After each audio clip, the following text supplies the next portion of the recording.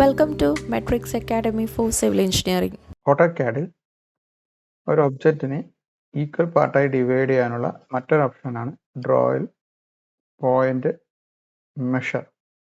Measure divide എന്നുള്ള വ്യത്യാസം എന്താണെന്ന് വെച്ചാൽ ഡിവൈഡിൽ നമ്മൾ കൊടുക്കുന്ന എണ്ണത്തിനനുസരിച്ച് എത്ര എണ്ണമാണോ അത്രയും എണ്ണമായിട്ടാണ് അത് ഡിവൈഡ് ചെയ്യുക. നമ്മൾ 10 കൊടുക്കുകയാണെങ്കിൽ 10 പാർട്ടായിട്ട് ഡിവൈഡ് ചെയ്യും, 15 ആണെങ്കിൽ 15 പാർട്ടായിട്ട് ഡിവൈഡ് ചെയ്യും.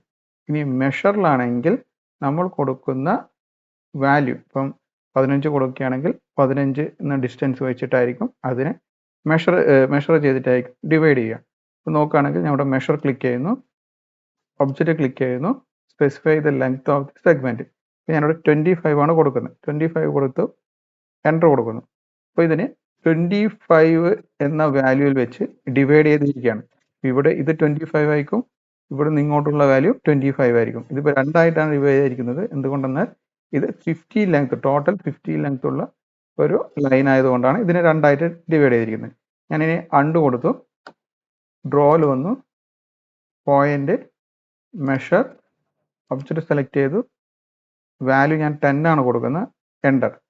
അപ്പോൾ ഇത് ഓരോന്നും 10 ഡിസ്റ്റൻസ് ഉള്ള ഈക്വൽ പാർട്ടായിട്ട് ഡിവൈഡ് ചെയ്തിട്ടുണ്ടാവും. ഞാനിവിടെ ഡയമെൻഷൻ സെലക്ട് ചെയ്ത് നോക്കുകയാണെങ്കിൽ ഡയമെൻഷൻ വെച്ച് സെലക്ട് ചെയ്ത് നോക്കുന്നു, 10.